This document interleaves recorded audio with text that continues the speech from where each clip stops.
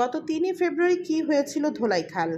যুবদলের মাওলা ও জগন্নাথ বিশ্ববিদ্যালয়ের ছাত্র হতাহতের ঘটনায় ৩৮ নং ওয়ার্ড বিএনপির সাধারণ সম্পাদক শহীদুল ইসলাম শহীদকে রাজনৈতিকভাবে ষড়যন্ত্র করা হচ্ছে বলে তার দাবি।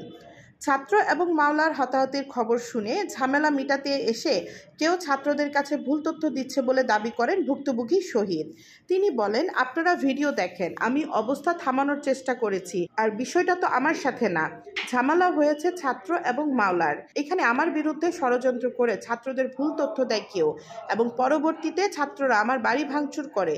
বর্তমানে আমি ভয়ে আছি এবং পরিবারকে নিয়ে আতঙ্কে আছি।